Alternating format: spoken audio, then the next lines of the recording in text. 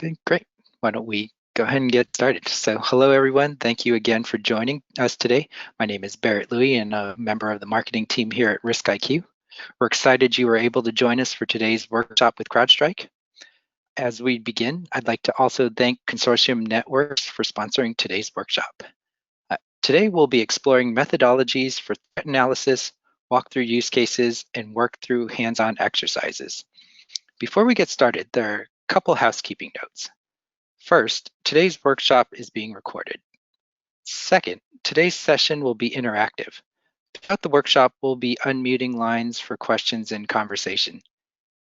If you have a question while your line is muted, please send them through the questions window in the GoToWebinar control panel. The team will answer as many questions as we can as we go. Now, let me introduce you to the team that's here to support you today. First, Benjamin Powell. Benjamin is RiskIQ's Director of Technical Marketing and will be leading today's workshop with Brendan Kermian, who is a sales engineer at CrowdStrike. In addition, we have folks here from both the RiskIQ and CrowdStrike teams to help answer questions as they may come up. With that, I'll hand it over to Benjamin. Hi, everyone. Thank you for joining us today.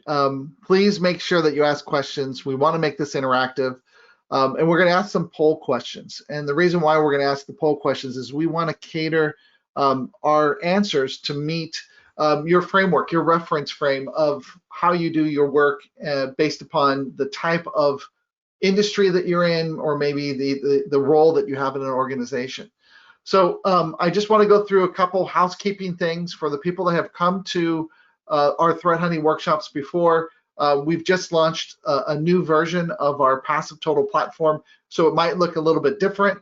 And I want to go through and explain what some of those differences are in our accounts, and give you a little bit of time that if you wanted to create another account using your corporate email, you can do so and kick off a 30-day trial to see all data sets and all information.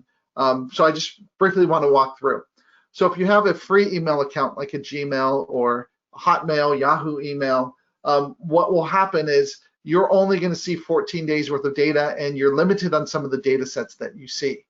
If you jump over and use a corporate email address, we consider you a security professional, and we're going to give you the services information, so all the ports and banners that we've seen, because we vetted you basically as a security professional, and you're going to see 90 days worth of data.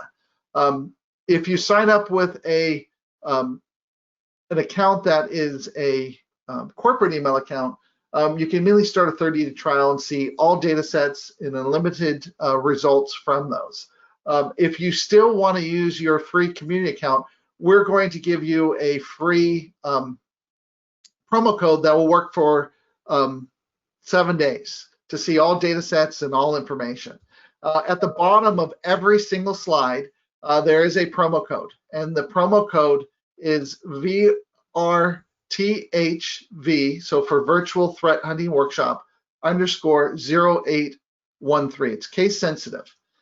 So if we go into PassiveTotal, so you go to community.riskiq.com.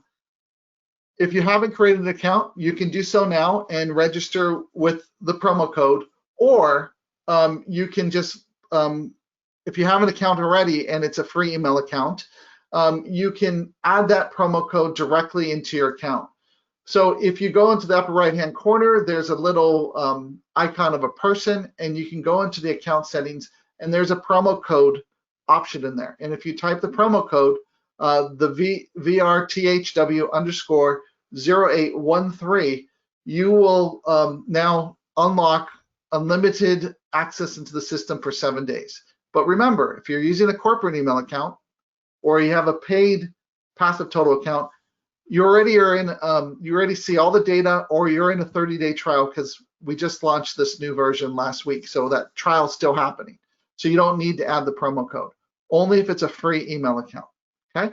Now, one other thing I want to mention is inside of the account settings is email notifications, where you can determine if you want to receive email notifications or not.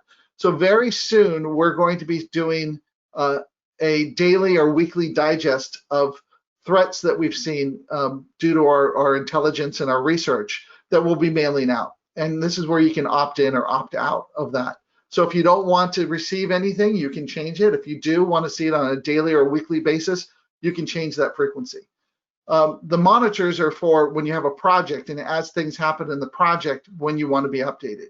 And that's either a daily or weekly or not to be notified at all. So I just wanted you to know that. One thing I wanted to mention are the tools that we're going to be using today. So the tools that we're going to look at are RiskIQ PassiveTotal. We're going to look at CrowdStrike Falcon. We're going to look at Google Safe Browsing, URL Scan IO, Hybrid Analysis, VirusTotal, and we're even going to use the CrowdStrike, which is a plugin for Chrome, to be able to take all the indicators off a page and run a query against Falcon to see if you have any hits on those. So we're going to be using all of those tools. So let me quickly introduce myself, and I'll let Brendan introduce himself, and then we'll continue. If you have any questions with the promo code or getting your access set up, you can actually write that question into the chat, and we can help you as well. So once again, I'm Benjamin Powell, the Director of Technical Marketing. I've done IT for most of my life, worked in state government, local government, port districts, education, biotech, financial services, manufacturing, software development. I've run teams big and small, and now I'm working for RiskIQ, going on almost 4 years here. Now, one fun fact is I love spearfishing. That's a hobby of mine. But when I tell people in IT, they no longer take my emails until they realize I actually go out in the ocean and I catch fish. So this is my most recent catch last week in the ocean. So if you like to hook up with me on LinkedIn or send me an email, all of my contact information is here. All of the things that we're doing today, we're recording today's session, and after the workshop, we'll be sending out all these slides as well and any other information that we have. Now I'm going to turn this over to Brendan to introduce himself. Hey everybody, my name is Brendan Kermian. I work for CrowdStrike. I'm a sales engineer up in the Pacific Northwest, and I cover state and local government, education, and healthcare customers. At CrowdStrike, besides working with the sales team and our customers, I also have spent a lot of time working in PowerShell to do a lot of things with our APIs, which we'll touch on a little bit later today. My background, I've got about 12 years in the IT industry. I've worked as a network administrator. I've worked in various support roles, doing things like endpoint security and projects like that. And my fun fact, I often get asked how old I am. I'm quite a bit older than I look. So just to give you a frame of reference, starting out in tech, I hosted a bulletin board on a 14.4 back in the day. So. You must be as old as me. Okay. So what happens at these threat hunting workshops is we try to do things that are real world. And for now, since October of last year, RiskIQ released our integration with CrowdStrike. And when Brendan and I were talking, I explained, hey, it's really cool that I can run a query, and at runtime, we go to CrowdStrike and we can use the Intel API, the intelligence API, or the endpoint API and pull data back into RiskIQ to see if there's any hits with intelligence information or with internal systems that were communicating with bad things. And I said, generally we find additional things that CrowdStrike didn't have, and I would love to be able to take that additional information and bring it back into CrowdStrike so then I can have more detections. And the cool thing is that Brendan is such a whiz with PowerShell. He said, oh, I can do that. And with RiskIQ's PassiveTotal API, he's written some PowerShell scripts to actually, when we do work, let's say if we create a project and we have that investigation all done, we can take that project and suck it back into CrowdStrike and make new IOCs and look for new detections automatically.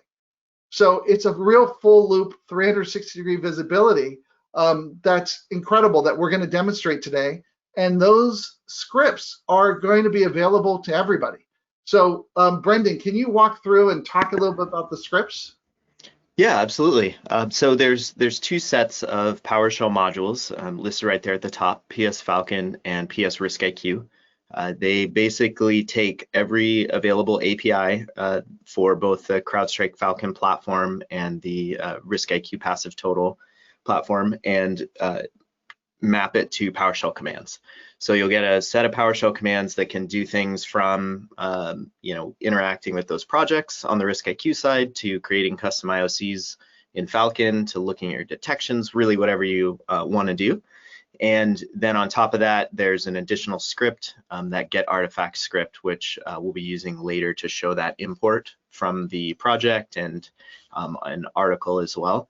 If you want to install either one of the modules, they are available on the PowerShell gallery. So you can just go into a PowerShell 5.1 session. That's PowerShell that comes with Windows 10 by default, or you can install PowerShell 7 in Linux or Mac and run that command right there, install module, name PSFalcon or name PSRiskIQ, and it will download those from the PowerShell gallery and install them on your computer so you can use them.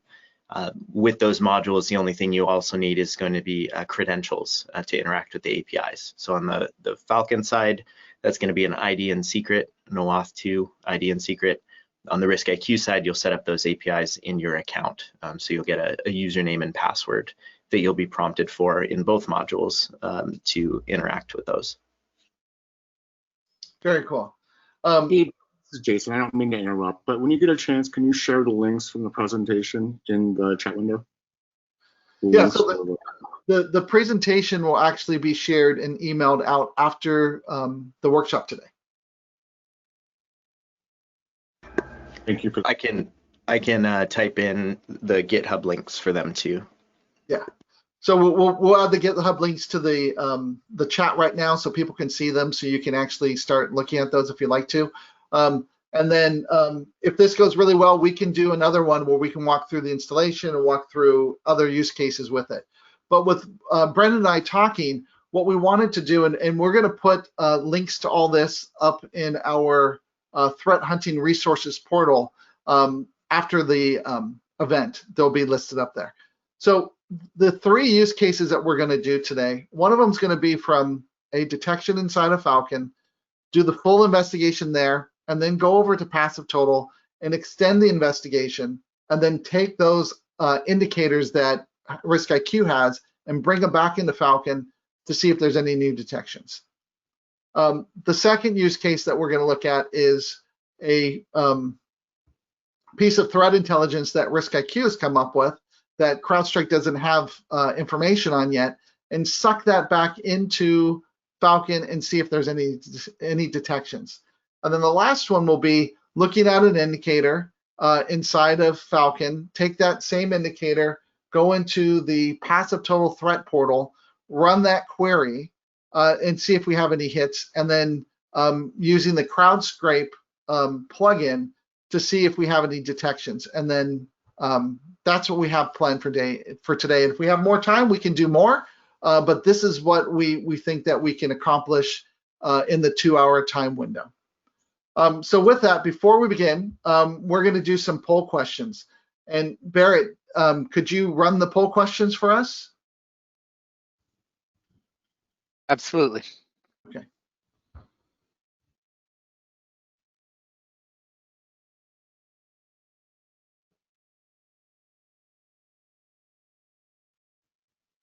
Okay, so what area of the organization do you work for? Please answer us. We have incident response, vulnerability management, SOC, threat analyst.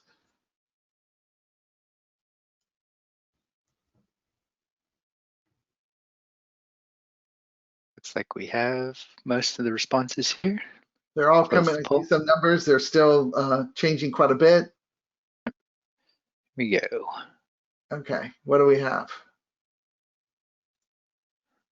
Okay, so what are the results? Okay, 22% are incident responders, 14% are vulnerability management, 26 are in the SOC, and 38 are threat analysts. Very cool. Okay, next question.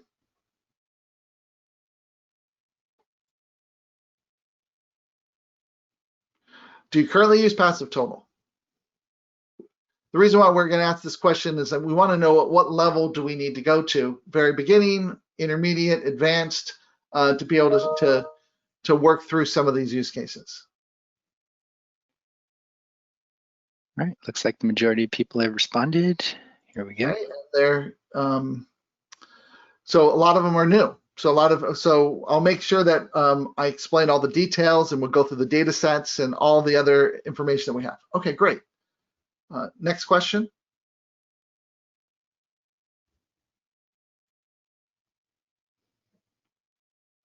Do you use CrowdStrike Falcon? Yes, no, or another EDR solution?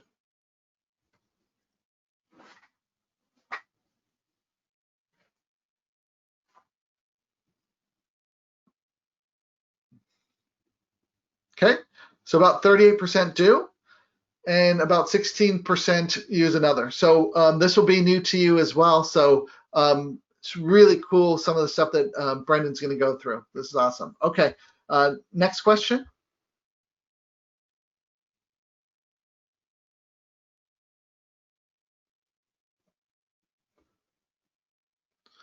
Okay, for the people that have CrowdStrike Falcon, have you used the RiskIQ icon on like a domain or DNS entry to run a pivot and see additional information?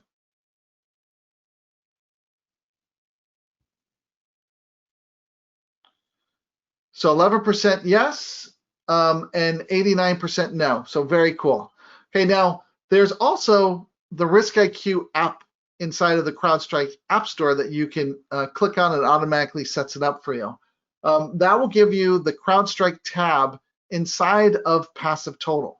So if you clicked on the icon and you haven't installed the app, there's another question that we're gonna ask you if you've installed the application, yes or no. If not, then we'll explain how to do it. It's basically just click on the button install. It self-provisions and it's done for you.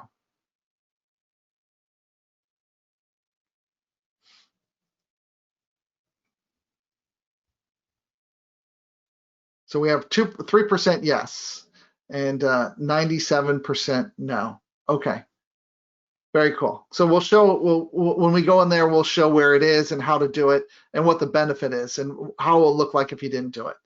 Okay, is that all the questions, Barrett? We had one more. Okay. Launch that. Okay, so RiskIQ also has the ability to do a external digital footprint to tell you all of your assets that your organization uses. We can give you this snapshot. So if you'd like to receive one, just let us know and we can contact you to generate that external view of your organization. Okay, so about 31% yes, 69% no. Okay, awesome. Okay, so that's all the poll questions. So what I'm going to do is I'm going to run through a couple slides. Can everybody see my screen okay? Okay. So RiskIQ goes out and we crawl the internet like a real user. We look at the entire IPv4 space, not IPv6, but IPv4. We collect over 220 different ports and services. We branch out from 150 different countries. We source from commercial, residential, and mobile IP space, and we imitate all of the popular browsers and devices and applications while gathering this data. So we kind of act like the intended victim. We act like a human. So when we gather information, it's not like we pull everything. We might come from different places and pull a little bit of information, and then we piece it all together in the back end. And this is all highly configurable, and it's from the endpoint of a user. So we can see things that maybe don't load if you went directly to the site, like if you're the administrator looking at your own servers, but as that page gets rendered and it's sucking in information from Facebook or sending information out to Google, all that information that renders in the document object model, we see and we have access to because we act like a real user. And then from that, we can collect additional information. So we keep state. We might even go to a search engine and search, and then go out and gather the data based on those results. So it's very interactive, acting like a real user. I like to say we act like your parents, the intended victim. We try to find the bad stuff or get infected, so then we know what's out there. So with over 228 unique ports and the entire IPv4 space, we look at over 2 billion web crawls a day, and we've been doing this for 10 years. Our current map is over 157 billion relationships across the internet. So think of it this way: we know how every domain, what's coming in and what's going out, and we have this pre-computed map. So when we look at your organization, there's nothing to install. We already have all this data, and we can look at just the pieces that are yours or the things that you rely upon for your organization. Maybe you're doing payment card processing, so you're relying on a third party for that feature. We can actually show you those relationships and what happens. So starting off with a single piece of malware, we can immediately see the layer 2 and layer 3 relationships out there and piece this all together. We call this infrastructure chaining. And as this relationship changes over time, or threat actor adds new infrastructure or changes their tactics or infrastructure, we're able to piece that together. So the same is true now for public open source intelligence. So what we're doing now is we're taking those open source intelligence articles, and we're going in and we're reading them, understanding what's happening, and a threat analyst or a researcher is looking at those indicators that they're talking about. And they might be in photographs, they might be in weird format, but we take all those out, and we're actually taking that content and bringing it into RiskIQ, where you can actually click on all that information and bring that information directly into a query and see additional information. What we found out is when we were going to launch this threat portal, we started talking to people about what they were looking at. They were taking open source articles, open source intelligence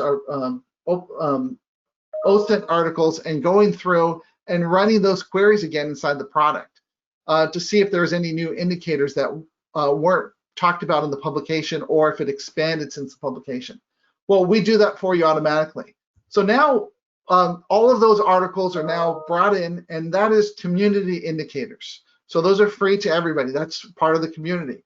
But if you have a enterprise license, you have a paid account, or you're an enterprise trial, you can see enterprise indicators, where a threat investigator has gone in and investigated that open source article and indicators and expanded that investigation. So instead of you having to go through and piece this together and figure that out, we've done it for you. So from that publication, we've gone through and published new indicators that are related to that first article that was put out. And all of those indicators are now available to you. So if you can look at it and say, oh, this now pertains to my organization or not. So if you search for something, we can now tell you who the threat actor is and what the new indicators are and how those impact your organization now with CrowdStrike to look at that internal aspect. So full 360-degree view. So we also have the historic data going back over 10 years. So we can see when something was compromised and when it was cleaned up. And I'll show that in a couple of exercises. So as this data comes in at scale, we're bringing in all this information from passive DNS to WHOIS information to the document object model, pulling out the certificates, cookies, all the JavaScript information, the ports. We even look at mobile apps and social. All that information comes in, and as it comes in, we look at like over 250,000 new domain resolutions a day, 106 billion plus unique DNS records. I mentioned already we do about 2 billion web requests a day, over 300,000 new port observations, and we have over 34 million mobile apps in our database that we go out to all the app stores and we pull in that information, sandbox them, see what's happening, how they communicate, and understand what's occurring there. So as this data comes in, we analyze it. We have data scientists. Data scientist figures out some information. The researcher says this is something bad. The data scientist creates a machine learning algorithm to find it. or we create threat intelligence from our research or from looking at open source and expanding it. And that comes in where we have our data sets, host pairs, what's coming in and out, the web components, what we see running on the system, trackers. So these are the little bits of code that are tracking the user experience, cookies, mobile apps, certificates, the services, the open ports that we see there, OSINT, all that information. And then we derive data sets to say, this is good, this is bad. So for example, if we put something on our blacklist, within 10 to 15 minutes, it goes into production with Google and Microsoft, and then 95% of the world's browsers can't get there. You get that red warning, it's bad. So we take all that information and we create like an accomplice list, like, hey, this is associated with something bad that's hosted on somebody else's website. We have all these lists and feeds and data sets available for you to do queries. So what does this mean to you and your organization? Well, we function on the open web. So when somebody is planning, somebody's doing recon, they're doing the setup and the weaponization, that's where we're functioning. And most organizations are spending all their time and effort with where they can control it, which is at the firewall. So from the firewall and beyond, because that's the sandbox where they can control information and understand what's happening. They can't control the internet, but they can control that part. We call that the security gap. So when we look at the cyber kill chain between the outside and the inside, that's the gap that most organizations have. And if we can find things earlier and stop it earlier, then it reduces the cost and the impact to the organization. So when someone discusses a threat or asks to see if there's any compromised machines already in an organization to register in a typo squatted domain, it's not really, they can't really do anything until it has your images or it's email capable. So we can start watching all these things. And as it gets to the point where we can take action, we can actually put it on our blacklist. We can do the takedown request as well and stop it. So if we can stop that incident before it actually gets into the organization, it's better for everybody. And so RiskIQ's platform allows us to not only do discover the unknowns, but to investigate the threats and take action on them.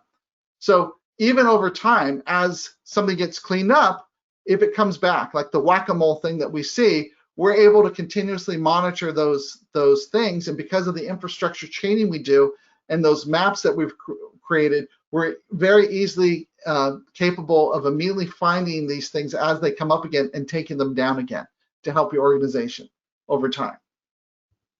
So if we look at the cyber kill chain and where RiskIQ functions and where CrowdStrike functions, we're on the outside and CrowdStrike's on the inside. And these are the areas that we function. We also do deep and dark web through another organizations. We take their data and bring it in. So we have the full aspect of the deep and dark and the open web with RiskIQ, and CrowdStrike helps us on the inside where they have complete visibility and control. So I'm going to go through just something real quick that, we all play on the same battlefield, and that's a good thing. So with that, the good and the bad are out there, and there's signals. And these signals are always constantly being emitted. So this is when you go to a website, you run a query, you go, as the document object model changes because a new ad comes in or different things, the user experience changes. But if you're not capturing this data, then you're missing out a lot of information. But if we look at like an individual person, if there's a threat actor and they're targeting somebody, these are some of the signals that they're emitting. So the first thing might be when the threat actor goes online, there's an IP address. There's a net block they belong to, an autonomous system number, and even an ISP, just from them going online. When they compose their phishing email, they might be using a service provider, email provider. There'll be a subject line, a body attachment, maybe even the language that they use by default, and a date and timestamp. And then as that email traverses the internet, there's transit IP addresses, there's network blocks, transit times, autonomous systems that they go through, and then it gets to the user. And it might be an email where it has some content where it goes back to the threat actor so they can fingerprint them. They can understand who they are, where they live, and whether they read it or not. So all that information's out there. And by us grabbing this information, constantly scanning the internet and crawling it and pulling this information in, we understand what IP address had what domain at what time. The whois information, the records of who owns that information, and as that changes over time. And then the certificates. So we can tell you this certificate is on these IP addresses everywhere in the world at a moment's notice. The trackers, the host pairs, the details, the cookies, the hashes, open source intelligence that we found, the document object model, we actually have it, the headers, the console logs, the open ports, and the exposed services. All this information comes in and allows us to create solid analytical leads. And we usually say you need about 3 to really make a determination if something's good or not. And so we're going to be going through this and showing you these processes. Now, everything inside of RiskIQ is real data. So the things that we're going to be seeing are really bad. So you don't want to go there directly to anything that we're going to be doing today, because you can affect your machines. You can have a problem. So you want to make sure that you're leveraging this data in such a way that something else is going out to these sites, grabbing the data and bring it back in. You don't want to go there directly, because if you do, you can have a problem. You can affect your machine, you can affect your organization, you can be compromised, and you don't want that to occur. So all of the tactics, techniques, and procedures, and what we're going to be showing today, we're going to be using tools, RiskIQs, CrowdStrikes, and others, to go out and gather this information, to bring it back in so you can make solid analytical leads and determine if something's good or not. And then once you make that determination, you can take action to mitigate this or block it or clean it up or whatever you need to do in your organization. We're trying to show you experiences of what we've seen out in the public and the questions that we get, so then you're better prepared in the future when something happens. We don't want you to say, I've never seen this before. Now, one thing that we do in these workshops is when we have them in person, we recommend to meet your colleagues, because if you have an issue, they might have seen it before. So if you can, join groups where you can share your contact information and have a big pool of people that you can rely upon to look at other things. And when we do a project today, I'm going to show you how you can add other people to a project to share that information securely with other threat investigators. And I'm going to do that with Brendan today. So I'm going to quickly go through the data sets. So with our data sets, we have traditional data sets and we have derived or advanced data sets.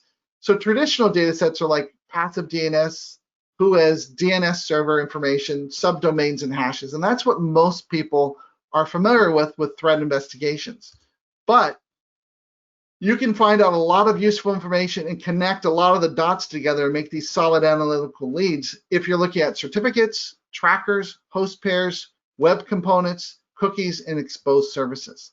So some of these use cases that we're doing today are going to use some of these advanced data sets that are available to the enterprise customers that can completely illuminate an entire environment to all of the pieces that link it together to show the entire infrastructure of a threat actor.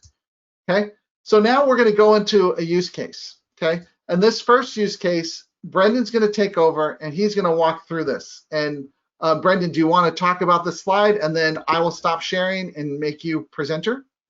Yeah, absolutely. So like Ben mentioned, the detection that I generated today does reference live infrastructure. So you want to make sure that obviously you don't visit the domain that's mentioned in my detection. The attack that I set up was just something in a lab, so it's pretty simple, but I wanted to kind of show a couple of different points of visibility and how CrowdStrike works, and the different ways that you can walk through a detection and pivot over to do some of that additional investigation before we move to RiskIQ and expand that data that we get from the initial detection. So this detection itself doesn't involve any malware, even though Graceful Spider is known to use different types of malware. In my case, it's primarily an attack that happens through PowerShell, Interpreter, and there are some recon commands that are issued, some living off the land techniques, and some lateral movement. So with all those different pieces, we'll look at the detection step through it and investigate, and feel free to ask questions as I go along if you guys have any. Okay, Brendan, I'm making you presenter. Perfect. Okay. And you should be able to see my screen. Yes, we can see your screen. Okay. So just to give you a feel for CrowdStrike, I know there's a few of you in the audience that haven't used CrowdStrike before or don't currently use it. So to better understand what we do, we're an endpoint protection company.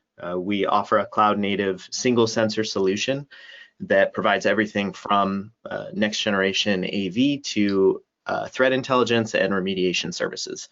Really what that functionally means is, you've got one sensor that goes down on your devices, whether they're iOS, Android, Windows, Mac, Linux, and that sensor provides you all of those different features. So whether you're looking to replace, legacy AV and get better visibility over the protection that you have today, you can, use that one sensor. If you are talking about adding in things like EDR or the ability to use the Falcon X sandbox or integrated threat intelligence, all happens from the same sensor. So once you're a CrowdStrike customer, we can grow with your maturity or expand to the level that you need to be really easily. And because we're cloud native, we can support, the smallest environments up to the largest with no difference in how you interact with the platform. When you're a customer and you have the sensors on your devices, you'll be able to log into the Falcon portal, which is what you see right here on my screen. You'll notice, a couple different things, right? The navigation bar up here that lets you go between the different modules. We'll pivot between a couple today during my detection. And then right here, the screen that I've got up is the detections dashboard. And this is kind of the home base for things that have been happening in your environment. My environment's pretty simple, just a handful of devices. But you can see, that a detection was already generated for this attack that we're going to be talking about. And then you can also view things like trends in your environment. If you've had a bunch of different detections, the product updates, threat intelligence reports as they occur will be looped into this dashboard. So you can click on those and get more information, because like Ben mentioned earlier, understanding the threats that are out there are really important to make sure that you've got, the proper defense. And CrowdStrike being, again, built in the cloud means that all that data that's coming in from all the sensors and all the endpoints around the world that we support is analyzed and used to update those mechanisms that we use to protect your devices, as those new threats occur. So that means that you get that crowdsourced, threat intelligence directly in your devices without having to do anything about it. Okay, so I'm going to dive into the detection that I generated by clicking on the detection, which takes me over to the detection section. And you'll notice that it popped out a detection tree. So this one's pretty simple. And again, the detection itself was on a machine that had all the preventions disabled. If it didn't have the preventions disabled, it would have stopped the process right when it started, which makes for a pretty boring detection. So you can see in this case that it was basically an interactive session. So, I'm kind of starting off with the assumption that the attacker had access to this computer already, but it doesn't involve anything like, compromised credentials yet. It's all just, the user that's logged into the system. So the first few things to note, right, you can see what led up to the attack. So Explorer, launching PowerShell, you can expand out these different nodes and it'll show you other processes that were running at the time. It's a really big differentiator between how CrowdStrike works and a lot of different options out there, because we tie all that data that's collected by our sensor directly into the detections, right? We're definitely focused on ensuring that you have full visibility of what's going on, because really that's the important part. You can claim all day that your prevention is going to work 100% of the time, but in reality, it doesn't, right? There's always going to be something that slips by preventions, and if you can't see what happened, then you can't respond to it. So being able to pivot easily between that threat data and that benign data makes us really a really great tool for threat hunting and being able to look across your entire environment and figure out, is there something that I need to be concerned about that I'm not being alerted on yet, or, maybe some new attack or something that doesn't rise to the level of malicious behavior. So when this attack kicked off, it started off with PowerShell. You can see that there were a couple different detections that were generated. One, process injection, because of the interpreter shell that was being loaded and eventually getting me to the command prompt. But also there was an intelligence indicator. So the CrowdStrike intelligence team was already aware that this Dropbox-download-eu.com, again, don't visit it, is something involved with a threat actor. So that generated a detection on its own. Over here on the side, as I click through these different nodes, you'll see this panel update. So you can see things like, the basics about the machine, the host name, the user who was logged in at the time, process information, command line information for what launched it. And then you can also see, remediation options. So as you are investigating, you have the capability to do things like contain this device to stop the spread of lateral movement, or a worm or something like that. You can connect to the host and use a real-time response to actually interact with the device directly. But as you scroll down, farther down on the page, you'll see all that contextual data that's really going to help you investigate. So let's say it wasn't PowerShell that kicked this off, but it was maybe a piece of malware. I'm going to immediately get things like hashes for the malware. I'm going to get a prevalence indicator that's going to tell me how common this file is around the world and how common it is in my environment. I can do things like pivot over to investigate those hashes and pivot over to hybrid analysis to see a detonation report for that executable if it's already been detonated by someone. I can also look at the VirusTotal results to see if people have looked it up, or just search for the hash directly in Google and get more information. Scrolling down a little bit further, I've got file details. Again, in this, it's just PowerShell, so pretty simple. But I can expand each one of these little categories and find out more about the user, the host, and then more importantly, the related intelligence. So in this case, because the domain was bad, I know that it is tied to a particular actor, and I can do things like view the report related to that actor, or graph indicators that have been known to be used by that actor. So for the report, for instance, being able to see that this domain was tied to the get and go loader and the graceful spider actor. It talks about the different industries that they've been known to target, different countries that they've been known to operate in. And you can do things like, export this PDF, download it, get different indicators. Or again, using that graph related indicators, I can see the indicators that are tied to that specific report or threat actor and whether or not those have been seen in my environment. So in this case, right, this domain right down here at the bottom was related to the detection, but some of my other hosts have actually been visiting a subdomain for that domain. So clicking on this detection again, or this host that's involved in that detection, you can see this will let me pivot back to the detection itself. So I can see that, PowerShell at this time was contacting this domain, and I can click on this process tree, and it'll actually just bring me back to this detection. Okay. And going down a little bit further, I can see things like the network operations. Because I actually syncholed this domain, it was just communicating directly with my Kali attacker machine. So it's just existing on my local subnet, but you can see the port that it was using. And then going down a little bit further, I can see that actual DNS request that I made to that domain, obviously in this case, to that local host. And it'll give me links to do things like see that related intelligence and also pivot over to RiskIQ, which we're going to do a little bit later. And then one of the key categories down here is that process operation information, which shows me that actual PowerShell command that was run. So in this case, it was a one-liner that reached out to a web server that hosted an interpreter shell that it then captured the text and ran it. So it was just a basic script sitting on this website, so I could basically just run this command and open a shell to the Kali machine. Okay. So moving down the node, I can click on the command prompt and see that that command prompt was generated. So this is where, in the attack, I was able to start issuing additional commands. The command prompt by itself isn't necessarily malicious, but it's involved in this chain. And I can expand that command prompt to see some of those other commands that were ran.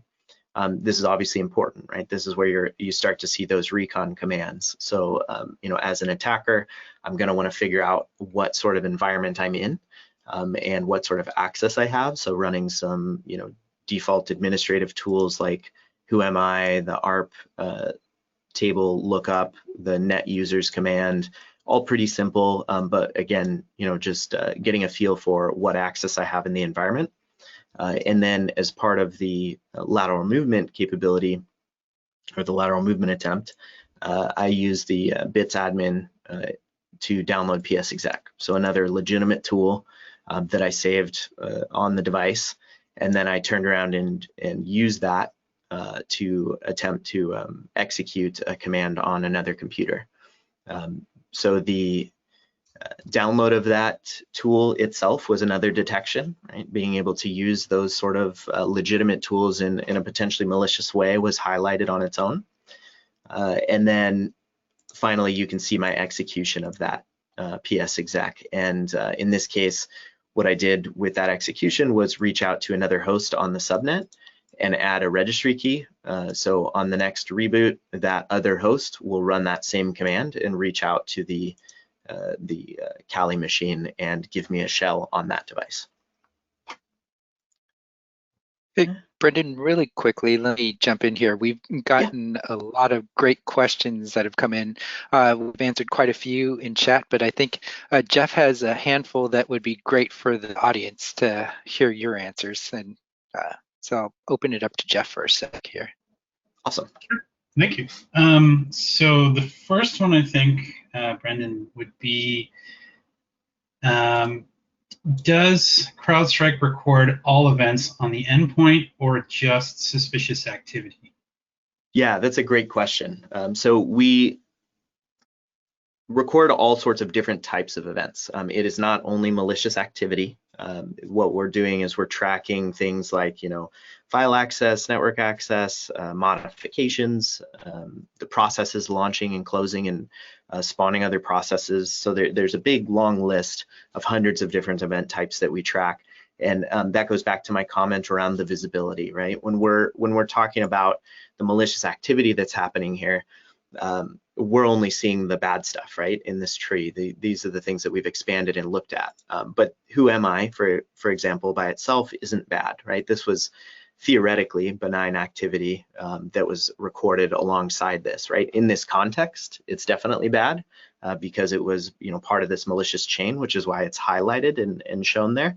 But if I step back a little bit and do things like expand this explorer.exe, I can see, other things running. So my VM tools running, my PowerShell running over here where I was, setting up some different commands and doing things like that. In this case, installing the Falcon sensor on this device.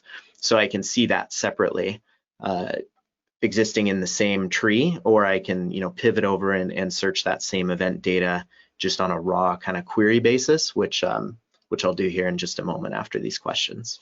Yeah, so Brendan, one question. So like one thing that I found fascinating was starting to use CrowdStrike.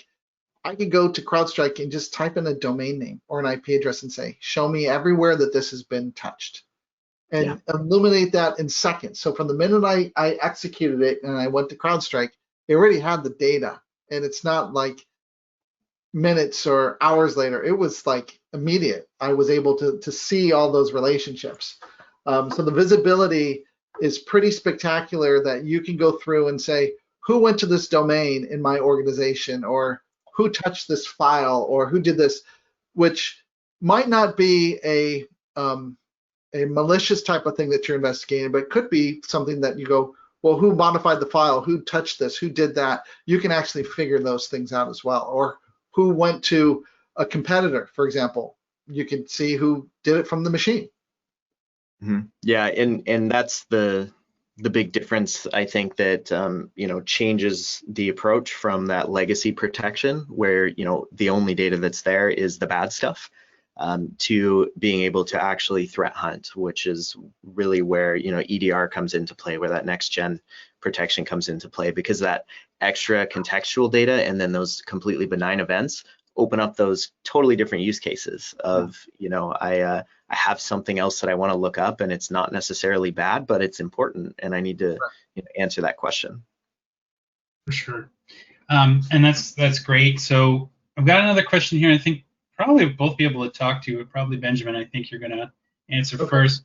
If someone registers a domain but does not create any DNS records, can you detect it? And if so, how? So when we get newly observed domains, so all of the domains, when they start to get registered, we actually get a list and we start trying to pull those. So we go to the registrars, we get that, then we start going and hitting from the registrar. There's a DNS entry, a DNS server. We pull everything from those DNS servers. So one thing you're going to notice is sometimes we show a 0.0.0.0 address or a 127.0.0.1 address, and you go, well, those are not routable. How are you getting those? Well, we're getting from the DNS server. So we're hitting all these things around the world and pulling that data in. And so we actually see some of that stuff before it's out there. So when the domain is purchased, we'll see it, and then we'll start looking for that domain. And then once it's parked, we see it parked and we start pulling it. And then once the images start going on there, we start seeing those as well. So during that setup phase or weaponization phase, we'll start seeing those things come online. Jeff, is there anything else I missed? I just want to keep me honest. No, that's fantastic. Okay. And it sort of paints the picture for the later discussion around following this event out of the endpoint and into the internet. So we'll definitely get into it deeper there.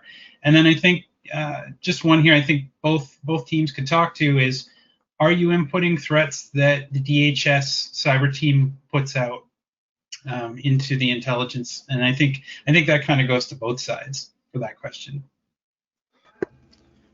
I'll go ahead and I'll take that one first. So we use different sources, including our own intelligence for different threats. One of the things that you'll find that makes CrowdStrike a little bit different than a lot of threat feeds and threat sources out there is that we spend a lot of time really curating our indicators and the work that goes into them. So a lot of times a threat feed, advertising that they have hundreds of millions of indicators or whatever, a lot of them are typically old, right? They're not still legitimate. They're maybe not relevant anymore they were, an old malware campaign. So when we go through and we take in that data, we'll look for stuff that's relevant and live and use that in the product. We can also export our threat intel. So, you can feed it into like your TIP, your threat intelligence platform, or some other mechanism to, maybe do like a IDS, IPS, looking for different, indicators that we have on our side. So yeah, we do source data. Some of it, it's not really explicit on the sorts of things that we talk about because it often involves, human level intelligence and people working on these dark web forums and within the groups and stuff like that to gather that data. And our threat intel, we're taking that from OSINT, open source intelligence, that articles have been published, and a real investigator or researchers looking at that, or stuff that we're coming up on our own, and expanding those investigations, looking at it, and then putting our information about that threat, and then our additional indicators on top of that. And then over time, we're going to be going back in and refreshing that. So then you can see how that's changed over time. So we've just launched as of last week. So now these articles are starting to hit now, but they're going to continue to evolve over time. Yeah, and I'm not 100% sure about the indicators that you talked about. So we will make sure that when we send out our information after, I'll find out about those government indicators, but I'm not 100% sure, so I don't want to give that answer just now. Yeah, for sure. Okay, well that's great. Thank you so much for the answers. The questions keep rolling in, but I think we're good for now. Okay. Hey, Brendan, can you show the CrowdStrike store and the Illuminate app? So if somebody had CrowdStrike and they wanted to install it, where it would be and what they would have to do? Yeah, absolutely. So under the main navigation page, you'll notice that there's a CrowdStrike store link for all apps. And the apps that are listed here are for different partners, including obviously RiskIQ, where we actually have a back-end integration and able to share data from the Falcon sensor, the data that we collect with RiskIQ, or vice versa, to enhance both sides of the equation. The RiskIQ Illuminate app you'll find, and you can click on that app, get more information about obviously what the Illuminate app does, along with the permissions that may be required for the enablement of the app. So in this case, it's a couple, read access API scopes. Once you come in here and click the Try It Free app, it will set up that it'll set up that link so that the Illuminate app is turned on with your RiskIQ account and the CrowdStrike side, and then that connection is live between the two platforms. Yeah, so if you've never had a PassiveTotal account and you just like created one today, what it will do is it will take the email address that you used for CrowdStrike and it will check to see if there's an account that exists inside of RiskIQ. And if you're enterprise already, then it just makes everybody in that enterprise connected. If you're not, then it makes you the administrator inside of the PassiveTotal side where you can invite people to the CrowdStrike data inside of your organization. Perfect.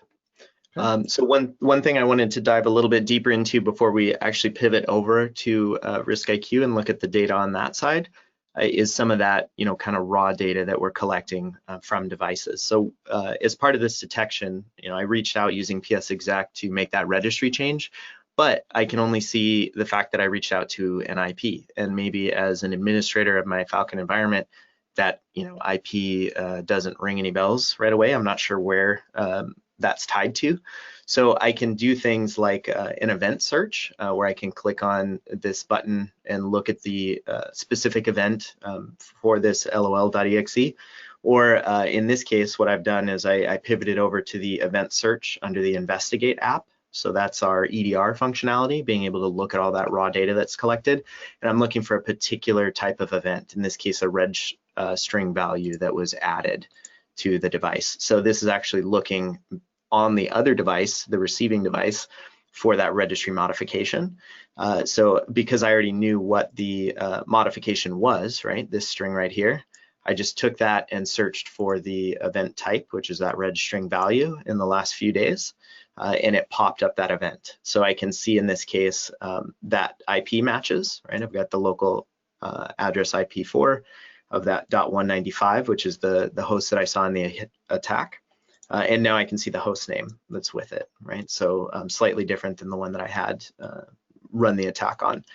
I can also see, that the name itself of the event ties to those auto start execution points, so giving me a little bit of contextual awareness of what's going on here, right? Something is being added to the registry to run at boot time. And I can also see that there was a contextual detection that was generated when that change was made, right? So this by itself, because auto start points are modified, it's not necessarily going to be something that is going to trigger a detection by itself, but those contextual detections are still there, and they do things like enhance our incidents, which is slightly different than the way a detection works, but it groups detections together, and then you can view things, as they happen across different computers and tie lateral movement together. That goes a little bit deeper than the detections and things that we're talking about today, but I'm happy to answer questions about that later. And obviously we have all sorts of videos that go deeper into use cases on how CrowdStrike works that you can see on our YouTube channel too.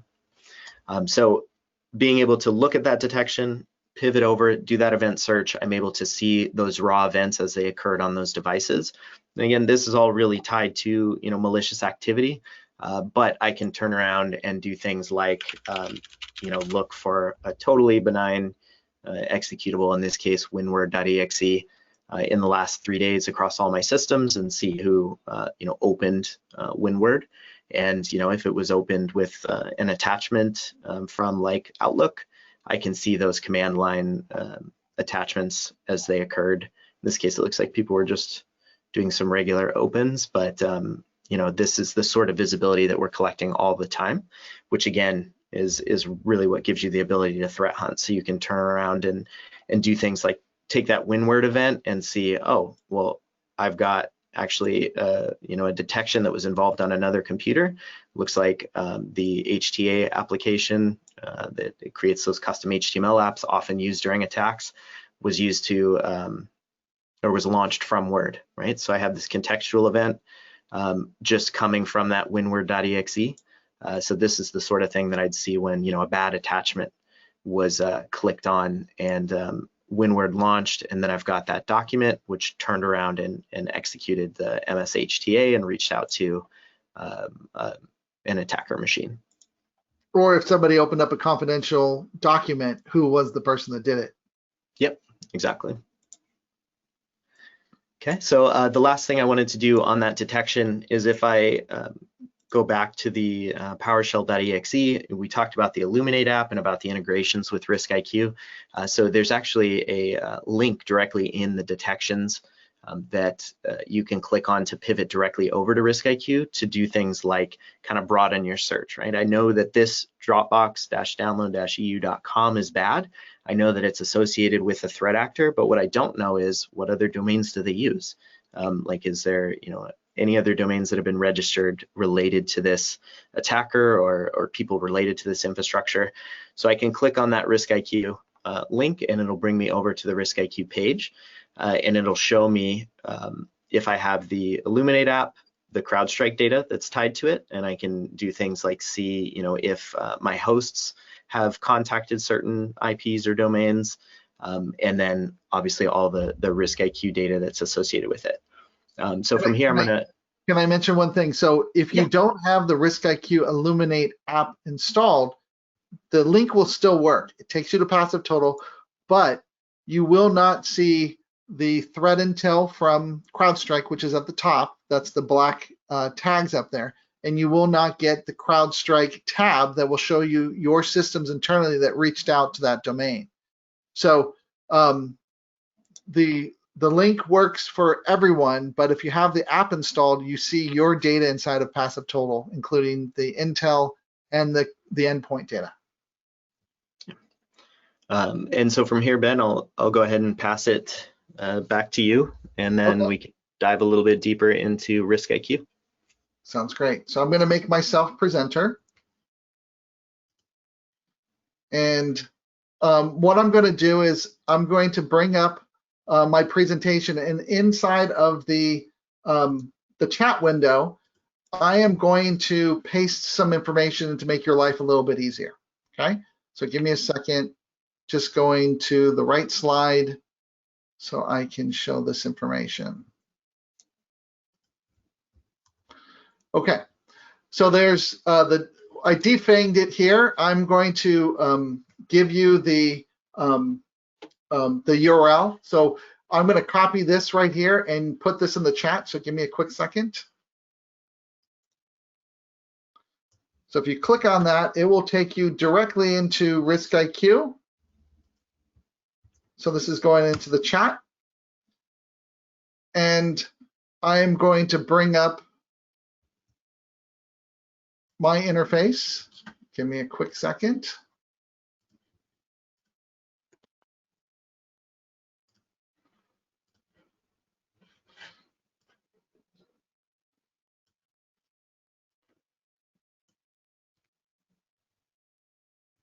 Okay. So from inside of this view right here, this is the new view when you log into PassiveTotal. You can also go back to the previous classic view that we had before. So I'm going to copy this domain just in case I lose it, I can go back. But inside of here, I can look at resolutions, I can look at the certificates, the hashes, any projects that were set up inside there, okay? Now, at any point in time, I can click on the little, any of these indicators and run the classic PassiveTotal search. So that's what I want you to run right now. So we're going to run this query, and immediately you see up at the top what's called Analyst Insights. So these are questions that analysts would always ask us: how do you know if something's good or bad? And we would ask them, how do you determine if something's good or bad? Oh, is it a newly observed domain? Has there been a change? Has it been involved in being blacklisted recently?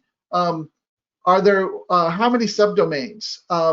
Is it registered? Is it an Alexa top 10,000? Give me all that information. So these are questions that we want to give to you, and it's either going to be grayed out, it's going to be red, or it's blue. And if you have the CrowdStrike Illuminate app from RiskIQ installed, it will bring over, if you have the Intel feed, the Intel information, and immediately put that up into the bar so you can see that threat intel immediately visible and know what's happening. But it will also bring over the CrowdStrike information. So in this particular case, in my instance, because I have a different CrowdStrike instance than Brendan, I didn't have anybody that reached out to this particular domain. And under the intelligence, I have all that additional CrowdStrike intelligence that's come through and other related indicators. So what I want to do is I want to walk through these different tabs, and we can get kind of a history lesson to see what's happening. So I can see the ASN that these are associated with, the country where it's associated with. This heat map up here is 6 months worth of time. And each square represents 1 day. And if we look at the legend, if there's a curve on the top, that's the beginning of the month. If there's a curve on the bottom, that's the end of the month. So sometimes in our threat investigations, they don't tell us right away. We all know that. They might say, last week, a month ago, we had this issue. And you have to go, well, if next time we have an issue, please let me know right away so I can do my investigation. But with RiskIQ, because we have 10 years worth of history, if I wanted to see what happened on a particular date and time, if there's a little thing in the corner, that means something's changed on that day. So the bottom part is the data bar that shows you all the data that we have collected. So I'm going to go back to the very beginning. So now that I'm seeing this new 6 months period of time, I can see that there was many IP addresses on a particular time. But if I only wanted one, for example, if I select that 1 day, I see those resolutions. If I hold the shift key and I click on other dates, it will show me that range and filter the results to show me just those results. And if I want to see everything again, it's as easy as coming back in and clicking on the bar below and refreshing the screen. So that's how you can filter. On the left-hand side, I just want to show you that there's checkboxes and X's. So if I want to see things that are only associated, for example, with this cloud solution, if I click on the check, then I see those things. If I don't want to see something, I click on it again, it takes it off. If I don't want to see it, I click on the X and it's removed from the results. So that's how I can easily filter out information. We'll walk through the tabs now. So if I look at the WHOIS data, if you're in an enterprise trial, you have the history now. It's not just the last record. And you get the actual copy of what was there, plus all the parsed fields that I can click on and get additional information. And we'll start going through those in just a second. But I want to show you the history over time. We can show you all of the different WHOIS records that we've seen. Okay, the certificates. So if we look at this domain now, we know it's part of the get and go loader malware. But if I expand out these certificates, I can get additional information.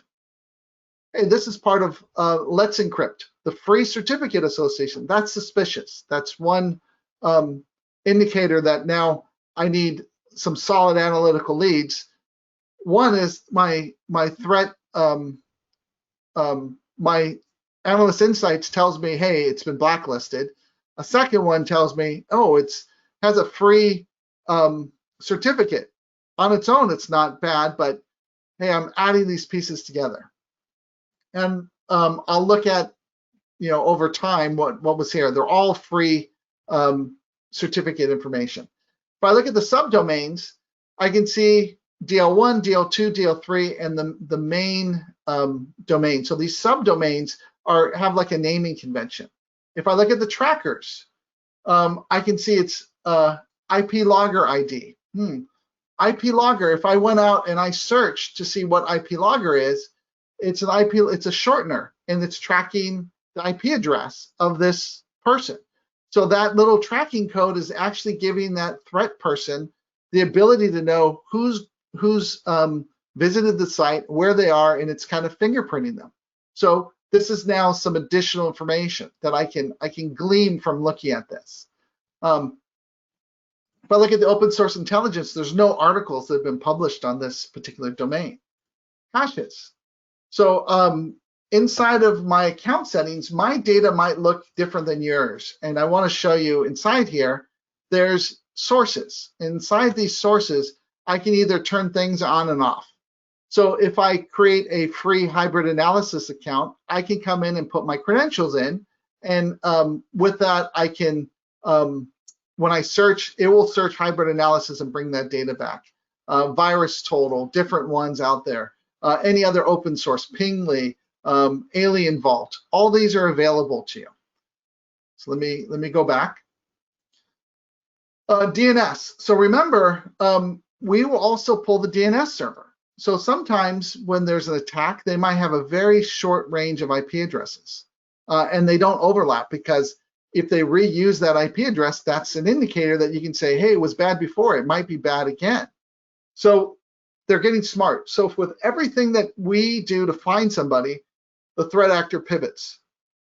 Then we change the way that we function. So for example, when we first started, we had a data center, we went right out, we gathered all the data.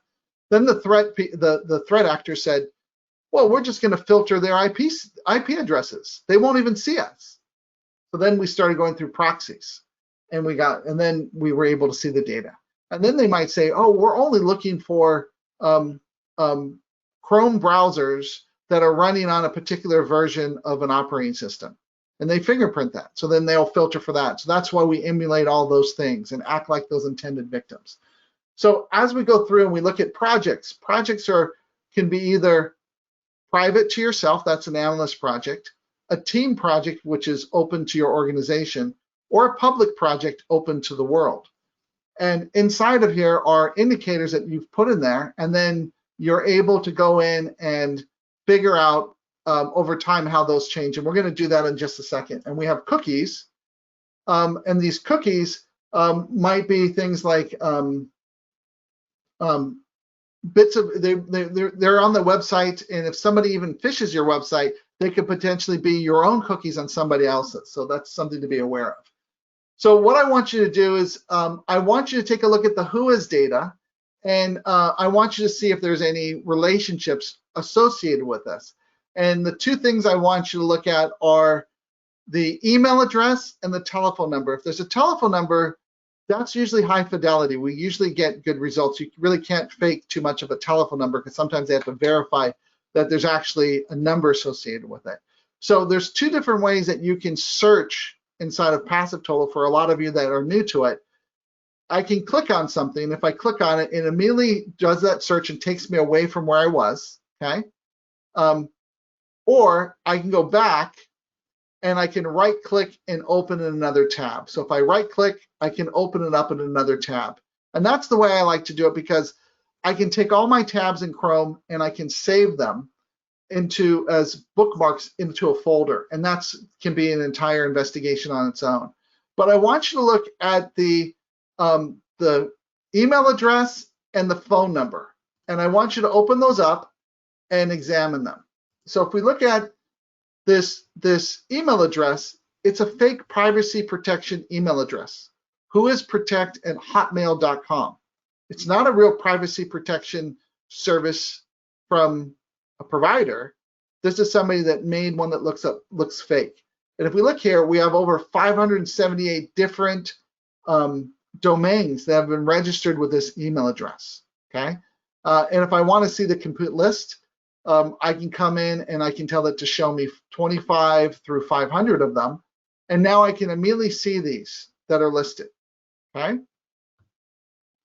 and I can also look at the history over time and see all of them. So there's actually been 1,555 different IP addresses that have been registered with that email address over time.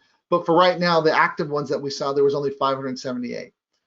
If we look at the telephone number, and this is what we're going to do for this exercise, and this is how we're going to bring it back together. If we look in here, we see that OneDrive, EN Live, we see QuickBooks. There's all of these different domains that are listed here. And what I'm going to do is I'm going to show you how we can create a project And a project is a good way to keep track of things in your investigation. And if you close out an investigation, a way to quickly go back and see how it's changed over time. So what I'm going to do is I'm going to change this to show all the things at once. So I have, I'm viewing 100 and there's only 57 of them here. So if I click on this little checkbox, okay, I can select them all, or I can click on them individually, and you'll see here that there's this little folder here. But what I'm going to do is I'm going to click on and select all of them, okay? And once I do that, I get these other actions up here.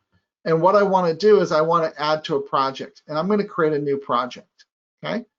So inside of here, I'm going to grab Brendan's email address real quick because I have it pre-done to make my life easier. So I'm just copying that. And I'm going to add him as a collaborator right away. So what that means is this project will be shared with the email addresses that are listed, okay? I'm going to make this one an analyst private project, okay? So that means it's just my view. So if I'm doing an investigation inside of my organization, I can make it secret, that I'm the only one that sees it. If I make it a team project, everyone in my organization sees it, okay? And if it's public, everyone in the world sees it. So if you're doing a threat investigation on a threat actor, don't make a public project until it's all done and you want to publicize it to the world.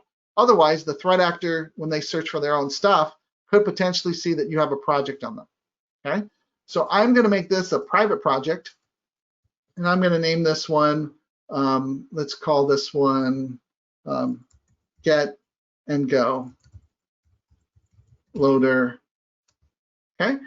I can add tags and different things. So now I'm going to submit this. Okay, and in a second, you're going to see up on the screen, you're going to see that this was created. There it is, artifacts added to project.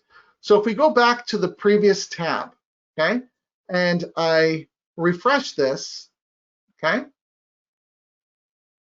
I have 2 projects listed now, okay? So if I come into the project, let's look at the project. So immediately I see all the domains I added, okay? And I have these little flags for monitors. What that means is that, hey, if a new IP address shows up on this project, hey, alert me, show me that alert. So then I can look at it and say, oh yeah, it's part of the investigation, add it to an artifact that I want to monitor, or ignore it, get rid of it. And then I get a history. So if you do this type of stuff that we're doing, you get the entire history of who did what when. So if you're doing this with a team, and somebody's looking at the DNS, somebody's looking at the IP, somebody's doing some host pair information, you can see what search they did and where they were when they added that information into the project. So you get the entire history. So sometimes it's even fun to go look at a public project and look at the history over time to see what happened with that project. It's a way to learn, to say, oh, they start off this one indicator, then they expanded to these other ones, and then they went here and here. So you can actually see the time of events of exactly what happened. Okay, so now that I have these indicators, I have these 57 indicators, the next question for a threat investigator is, so what? Does it affect my organization? So I found one that was bad in my organization. RiskIQ found additional. So if I came in here, for example, let's click on one of these. So if I'll close this one. I'll go to the telephone number. So let's pick one. So if I go to here, I'm just going to pick one at random. So there's some threat intel from here. Nothing from CrowdStrike. If I go back, let's click another one. OneDrive.en.live. I can click. Oh, I got a hit on it. So it's a different one.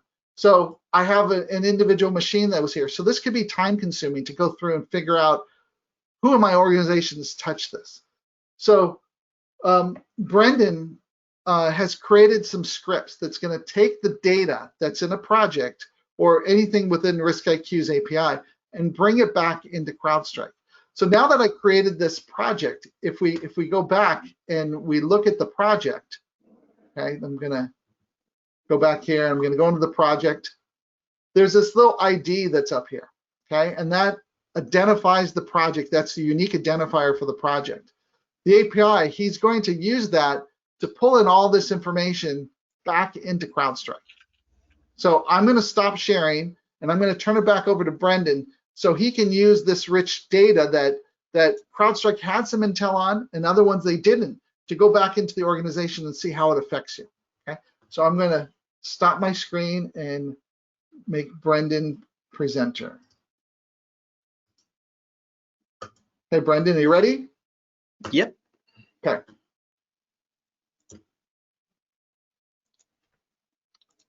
Okay. So looking at the project that Benjamin just created, and I've got, that same view that we were just on, right? The domains that he was just adding in. I've got this project ID up here at the top, and I'm going to copy this ID so that I can use it in my script. So again, the PowerShell modules that I created actually do a few different things. So I just wanted to call that out real quick. I posted those GitHub links earlier in the chat, but again, they're in the slides as well, which will be shared. So if you don't have them, either scroll up in the chat or you can check those slides later. But showing them just really quickly on GitHub to give you an idea of what these things will do for you. PSFalcon maps to all the APIs that the CrowdStrike Falcon platform has available. So that can be anything from modifying detections, incidents, searching for things, configuring your account, working with real-time response. The list is pretty long, and there's a lot of commands that are included with it. Again, you can install it in PowerShell 5.1 or greater, which is this install module named PSFalcon. The PSRiskIQ module is very similar. It's got the same command to install it. So you've got that install module named PSRiskIQ from the PowerShell gallery.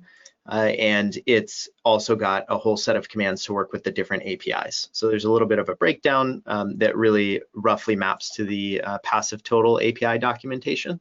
So if you go here to the community API, you can see it broken out into different categories. And I did the same thing for the commands that are included in the PSRiskIQ module. You can see some examples of the commands themselves and then parameters that are included with those commands. So to kind of, yeah. Do you mind a little short disclaimer, safety disclaimer for PSFalcon? Yeah, good call, Jason. So PSFalcon is not something that's officially supported by CrowdStrike. You can really say the same for PSRiskIQ. These were things that I created just separately because I wanted to put a toolkit out there for people that wanted to use APIs that maybe didn't understand, how to interact with them, but knew enough PowerShell that they could write a script that would use the APIs if they had the tools. So these are, kind of at your own risk, provided as is. If you do have a support issue or run into a bug or something, please feel free to, post something on the GitHub and I'll take a look. But they are, at their heart, relatively simple. It's a lot of formatting to make certain API requests, and then what you do with the data that comes back is up to you. But please don't expect that either RiskIQ or CrowdStrike is going to support any scripts that were created that use these modules. These are really just there to ensure that if you want to interact with them, you have the tools that you need. But you're mostly going to be on your own as far as authoring those scripts. And one thing I wanted to mention is RiskIQ is looking at, if people like these scripts, putting this functionality into PassiveTotal natively. So, if we get feedback and people go, this is really cool, I love this, we're looking at potentially putting this into the product just to make it so it just does it automatically for you.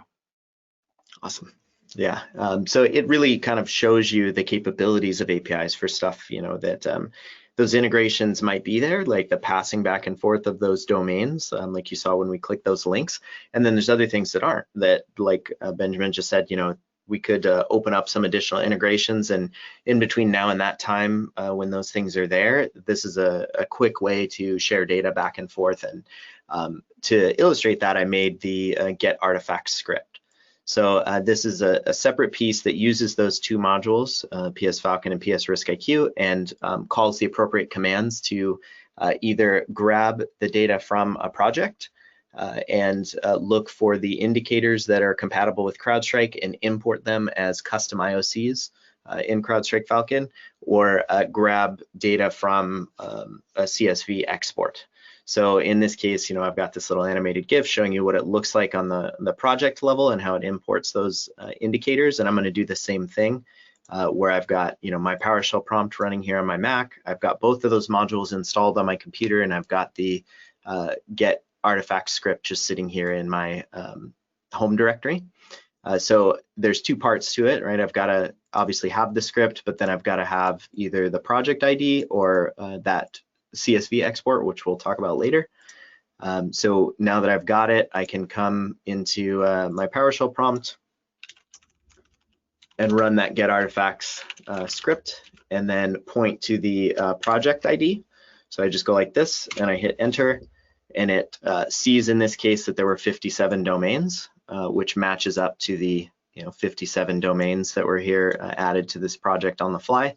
And it imported those into Falcon, and it also made a CSV letting me know what those IOCs were. So I can look at that CSV. I can see each one of those domains that were added and some of the basic information that was included with it. So in this case, I added each one of those domains with a detect policy. So what that means is that once it's imported, the system's going to run through the raw activity that I have for my devices in my account and see if any of my devices contacted those domains. So again, like Ben pointed out, we started out with the download-dropbox-edu, and we knew that was bad.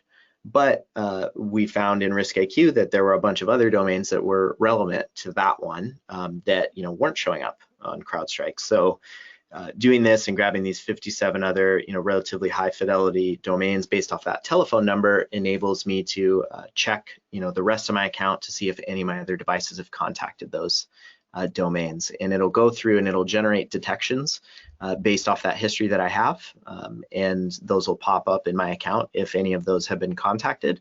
But I can also obviously search for those individually or do different things.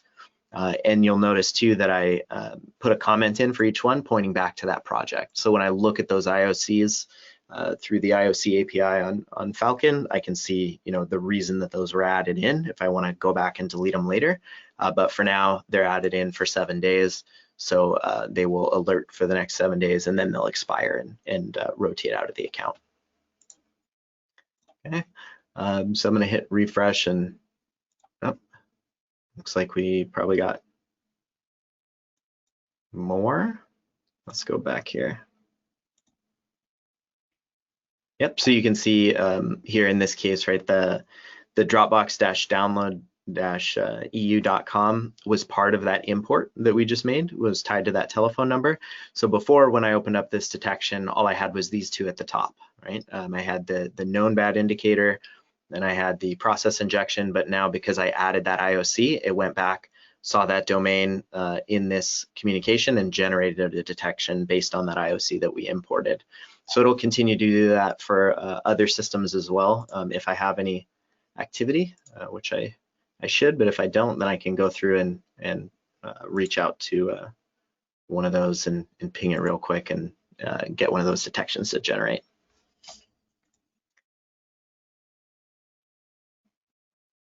So at this point, I'll probably just give it a few minutes to generate some of those detections. If there's something else that you want to cover, Benjamin? Yeah,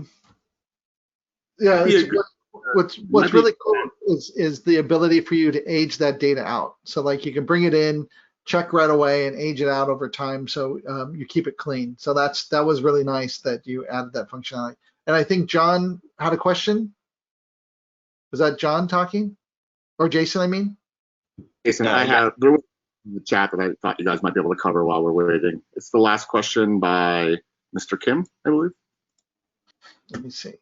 Not in the chat, I'm sorry, in the questions section. It's just a long one. Oh, yeah. Can you read it to us so we can see it? Could you please and explain how to interpret them, especially cause field? What's the direction of redirect script, image source, and between parent, host name, and child processes? Okay, so I will do an exercise that will show a good example of host pairs and how things come out and go out. So after the two other ones we're going to do, I'll bring up one on a MageCart investigation and show how we can tell where the data comes in and where it goes out. So I'll show those relationships. I'll do an example of that before we're done today. Thank you. Okay. Okay. So there is one more, just real quick. It's centered around OPSEC considerations as you were enumerating through an infrastructure chain. So as you were showing before, Benjamin, you were looking at a number of things about a particular threat actor. Yes. So is there anything that might alert them to the fact that they're being investigated through the tool?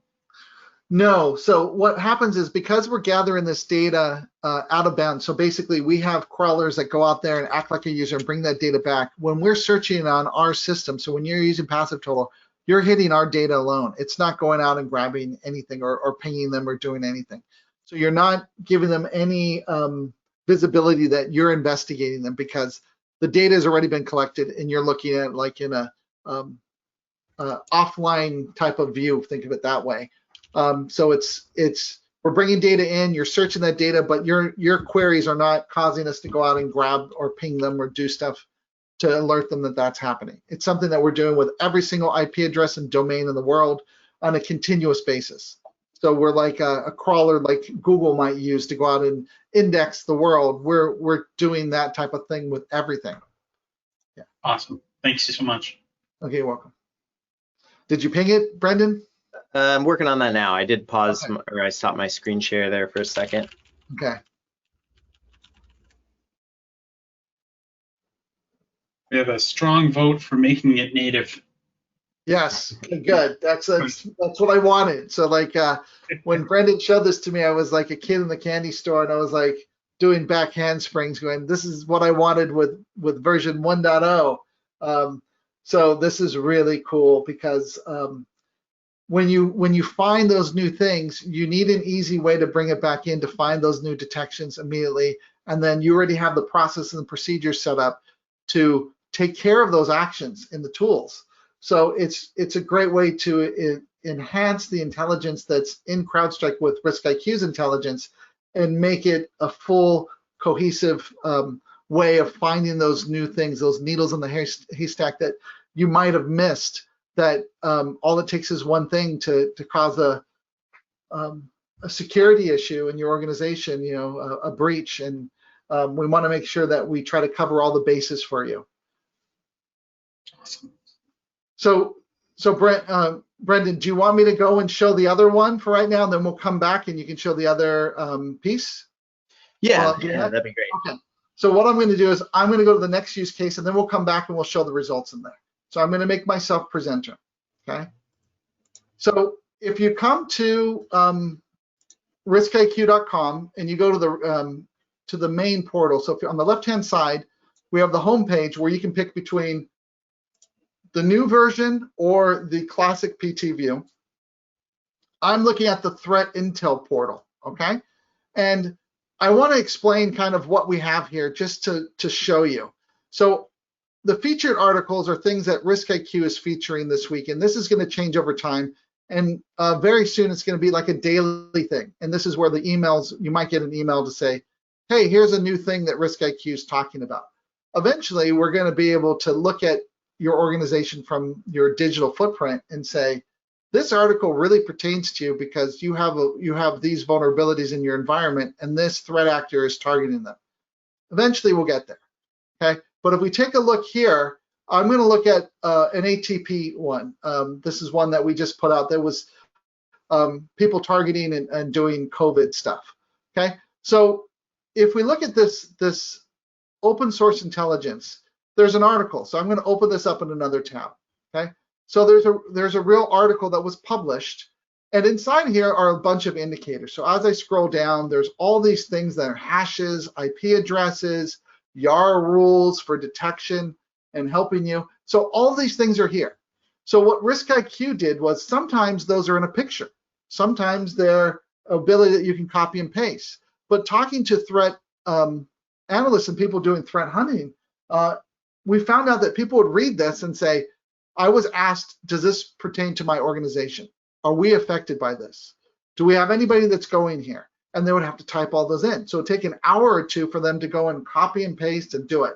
So what we did was we created community indicators. And this is everything that was in the published open source intelligence.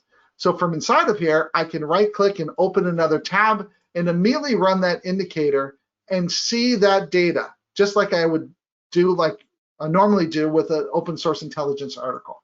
And that's in the free, that's for everybody, that's community. So whether you have the free email or you have the corporate free email, you can see that.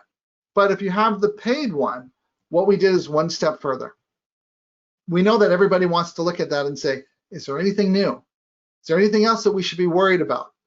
So if we look, we have these enterprise indicators, and these enterprise indicators now are all the additional indicators that RiskIQ found from reading the article, looking at all the reference material, and expanding the investigation, looking at our data sets automatically. So immediately now I have all of these new indicators that I didn't know before that were published.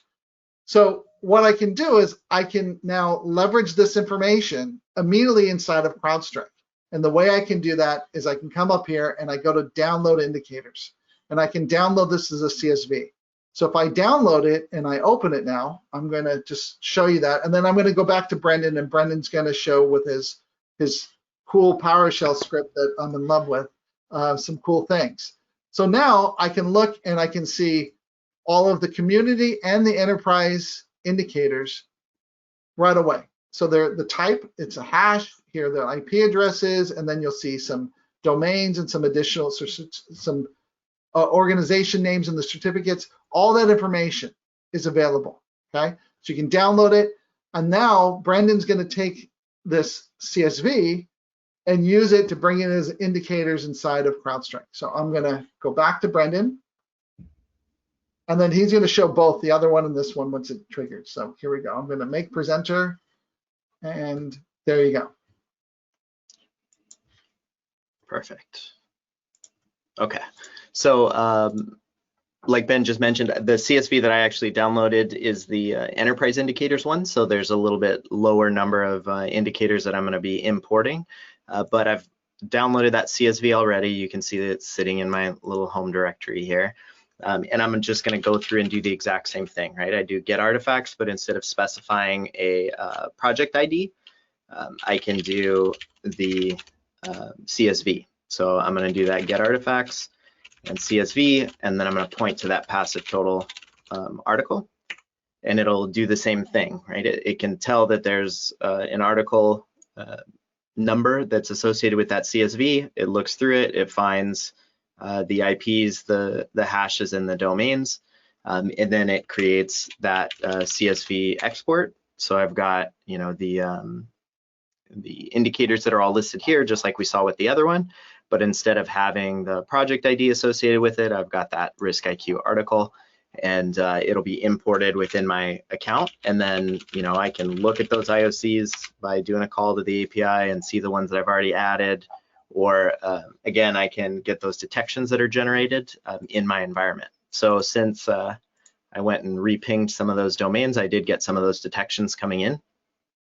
First here I have the one of the domains from that project that we brought in, which was actually one that our Intel knew about as well. So I just randomly picked one of those, and it shows that it triggered on that custom IOC, but it also triggered on the Intel indicator. And then I've got another one here. So here's this mailerdaemon.live. This is one that was on the APT29 article that we just downloaded. So I've got it right there. So in the time that I imported that CSV, which was less than 2 minutes ago, it imported those IOCs, and it went back through and saw that I had reached out to that domain, and it generated a detection based on that. So I've got the activity that's there, and then I've got, you know, those notes saying it was a retrospective detection, right? It went through and it found that history of me pinging that domain, and shows me all the information around that here in the detection. So if this was, you know, actual malicious activity that this device was reaching out to that domain, I would see it within that context. But in this case, you know, I was just pinging it. So it's a pretty simple detection that was generated, but you can see how once you get those IOCs in there, it'll go back through and look for those and pop those up in your console right away.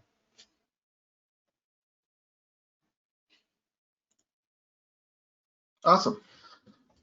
So what I'm going to do now is I'm going to take presenter and I'm going to show another use case, okay, that you might run into if you're using this. Okay, so I'm going to make myself presenter, and let me know when you can see my screen.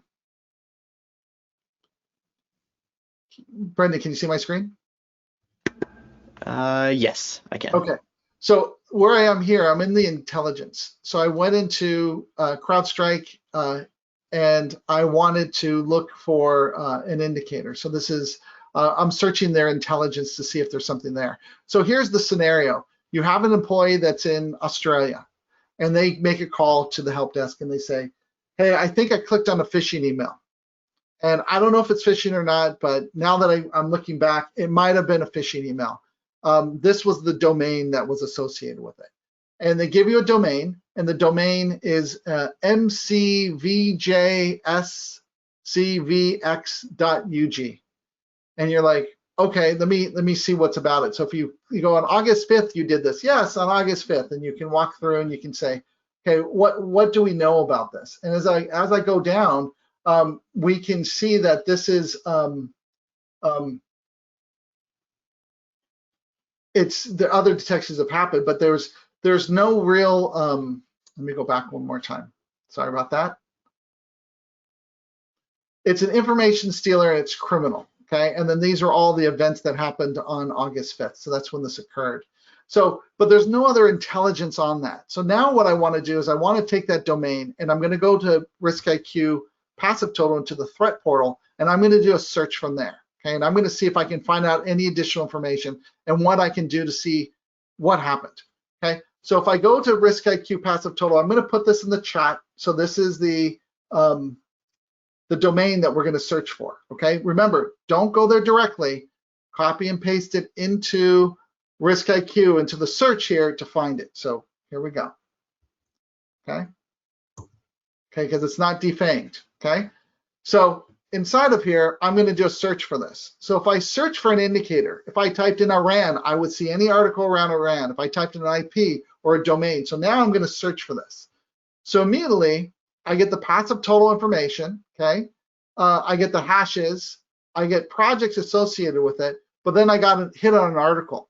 So very cool. I got a hit on. So now I know, hey, there's something. Somebody published something that had that indicator and that domain. So now it's vendetta. So I can click on it, and now I'm starting to see this information. So if I want to read the blog, I can come in here and open that up in another tab, and I now have that real article. I can read about this and see, okay, it's some malware, okay, Australia, okay, there, and here's information about how it works. RoboSki, okay, Res Zero, okay. So I have this information now. So I have some additional intelligence. So what I can do now is I have these community indicators, but I have these enterprise indicators, and there's a lot more enterprise things that were out there. So I'm going to now demonstrate the CrowdStrike plugin.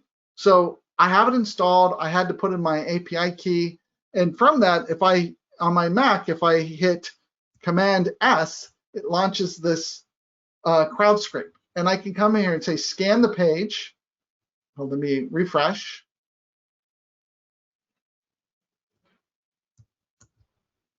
Oops, cancel.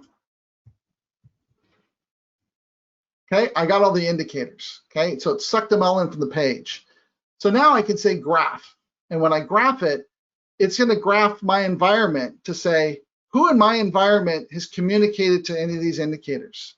It doesn't make a detection. It's just showing you that graph of where that information overlaps. So these domains and IPs, what machines hit them, and that's that machine. But it also hit another domain.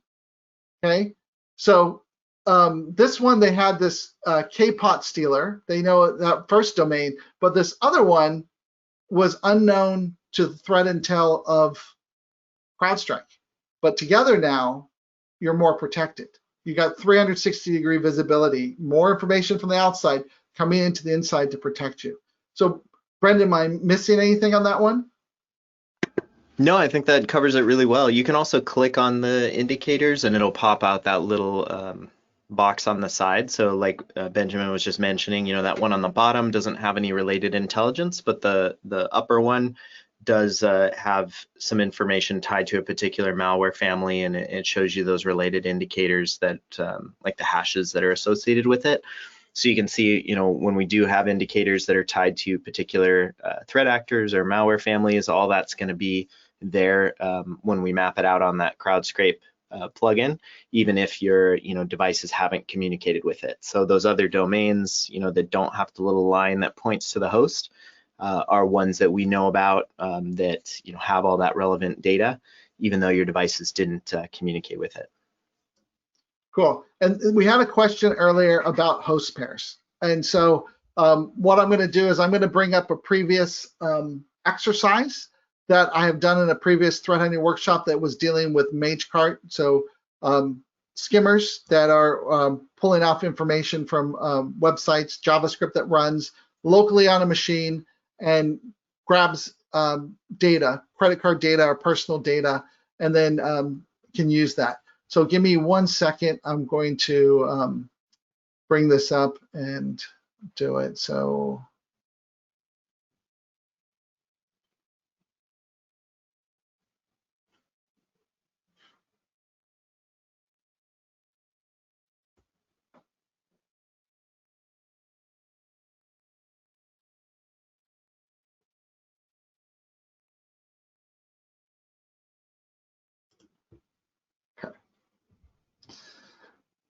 So previously we had this MageCart that was tied to a particular piece of JavaScript. So if we take a look and we look at the cause, we can see, hey, was it an image? Was it a script? Was it a redirect? And we're looking for a script. And there was one in particular, which was a typo squatted domain, googletegmanager.com, and that's where the script was hosted. So we can see here, this is a child domain. So think of it like your parents tell you what to do and you can tell your kids what to do. So it flows down. So inside of here, we have the alma mater store was reaching out to Google Tag Manager, TEG Manager, not Tag Manager, that's the real one, TEG Manager, Tag Manager, and pulling the script and bringing it back in and running it, okay? So alma mater reaches out, grabs this, and it's giving it to a user in their browser, and it's run locally in the browser. But the website is referencing this script, and it renders on the local machine. So if I want to look to say, hey, has anybody else been compromised by this particular threat actor with the same attack? If I go look at this Google TEG Manager, okay, and I look at host pairs now, I can look here and I can start to make references because we know this is bad. It's hosting this bad JavaScript malware, and the way that this one worked is pretty fascinating. So as it gathered the data from the client, it made an image request to Google TEG Manager, and in the image request was base64 encoded all of the credit card details and the information in the name of the file. And then what happens is this Google TEG Manager just has a log that says, hey, image not found, and documents it. And they're stealing all the data, but if somebody went and looked at the machine, there isn't anything bad there. It's just asking for a file that doesn't exist, and that file is encoded with the data. So it's getting past all of the enterprise protection that you might have in place because it's only asking for a file that doesn't exist, which happens all of the time on the internet. So if we take a look here, this designer wallpaper, okay, was also reaching out. So from the 7th or the 8th of July through the 13th, this designer wallpaper one has been infected by this. This Bear Manor Media from June 11th through June 17th was affected by this. So this is why those advanced data sets are so important to an investigation. This is why we think that everyone should be an enterprise customer, is because I can immediately go and find this and link this information in and find out what came in and what came out for everything on the internet. and I can piece this together. We already have the map, and now we're giving you this data so you can piece it together and infrastructure chain this data together to understand these relationships that you don't know about.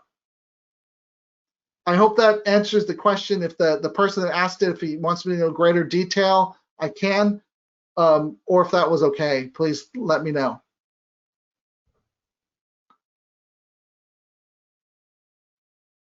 Thank you for the question. And we want to make this interactive. So there's other things that you want to see. Please let us know, because we want to make sure that we address all of your questions.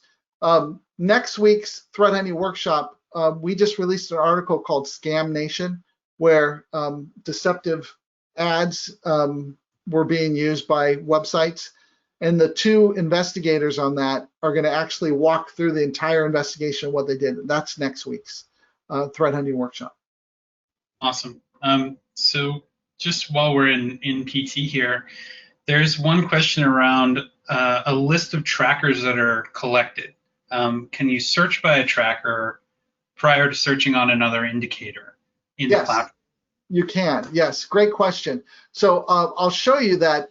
If I go to the classic PC search, this is where you would see it. And if I go to the where it says discover, this is like a universal search, like a Google search. But if I pull down on that little drop down, I can now search specific things like a telephone number and who is, for example, or an email address, a certificate piece, a cookie name or the domain, or a tag. Yeah, you can be very specific in your searches inside of PassiveTotal.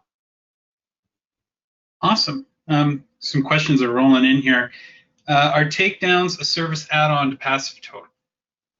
It's a add-on to our ET, external threats. It's an add-on service for our other product that we offer. So as we understand your footprint, we know what's yours. So then it's very easy for us to find out anybody duplicating your infrastructure or looking like you or appearing to be you. And then we have a managed service I3 that can go through and manage all the takedowns. And we even have legal teams that it takes us about 10 to 15 minutes to block it on our blacklist. So 95% of the worlds won't go there. But then we have the service that will interact with those ISPs and service providers to get the site taken down. And that could take 1 to 4 days. And it could potentially even take legal action. So we have teams to be able to do that. Awesome. There's a quick question around if you could just demonstrate where to put the promo code again. Okay, very important. So I'm going to do that. So if I go into the account settings, okay, under the profile, there it says promo code. And there's this little pencil right here. It's case sensitive. You click on it and you add the promo code there. But remember, if you're using a corporate email address, even if you're not an enterprise customer, you're put into a 30-day trial automatically, so you get 30 days. This promo code is only a 7-day promo code that we're doing for people that have free email accounts like Gmail or Yahoo. We really want you to start using your corporate email account because we want to vet you as a real security professional so we can give you like open ports and services. It's worth calling out too that that's where you're going to find the API information if that's enabled. Yes, so inside, I won't click on it because then you'll see my API information, but under the account information, there's a section in here for API. So two-factor, if I scroll down, quota, there, so it's up in the top part. Where is it? It's right here, the user and the organization. You'll see it there. So if I click on that and show it, you'll see the API and promo codes. Yeah. Perfect. And some folks are looking for the promo code again. I can share that in chat. Okay. We've been given a potential investigation for a threat hunting workshop. That's pretty cool. That was really neat to see. Thank you for that, Alexis. So next week's threat hunting workshop actually was a student at a university, a graduate student, had to do an investigation on something for his project, his class project, and he got a spam email. So he did it on that, and he tweeted it out. Hey, I used PassiveTotal and I figured out this investigation. I got an A, and he tweeted it out. And one of our researchers saw it and said, "Contact him. Can you share your paper with me?" He shared it. He goes, "Oh, this is really cool," and then expanded it with them, and it became the Scam Nation publication that is listed under our threat portal. So if we come take a look at the threat portal, you'll see the Scam Nation. It's this piece. So the two investigators on this are going to walk through this entire infrastructure and what happened and who's behind it and all the information that they found out. It's fascinating. It's like a movie, Hollywood movie. So I asked them to do that. So we're going to spend 2 hours next week walking through this and answering any questions from the audience about anything. So this will be really cool to really talk to real investigators about this. So Jordan and Ryan will be joining me next week. That's going to be great. So mindful of time, we're just coming up on the 2 hours here. If there's any final questions anybody'd like to get in? Did we answer our takedowns of service added to the PassiveTotal enterprise? We did. Maybe we did. That's a separate product. And a Yep. separate part of our platform, but a separate piece, not part of PassiveTotal. It's part of like our digital footprint pieces. It's the external threats component of that. There is a separate question about MSSP relationship with takedowns, but I think that's something, Matt, that we'll want to maybe take offline. I don't think we're going to have enough time to get into all that here. Thank you for the questions. And if you want to be part of these things or have ideas, like we had somebody that goes, "Hey, this is a great idea. If we use it, I would love to have you talk through the use case." So that would be awesome if we ever do. To really be part of one of these workshops with us.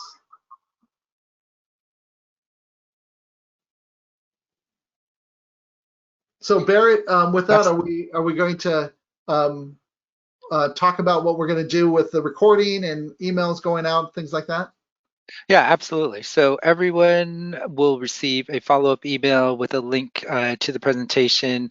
That email will also include a link to your CPE certificate and links to additional information that Benjamin and Brendan covered today. If you have any questions, you can always reach out to success@riskiq.net. And yeah, that's about it. Those will be coming soon. We'll be also sharing the recording. Thank you to Benjamin and Brendan for a great workshop today. And thank you again to our sponsor for today's workshop, Consortium Networks. And finally, thank you all for attending. Thank you, everyone. Have a great rest of the day, guys. Take care. Take care. Bye-bye. Thanks. Bye-bye. Thank you for watching this threat hunting workshop. For more information about RiskIQ products and services, email success@riskiq.net or consider joining our community at community.riskiq.com. Thank you.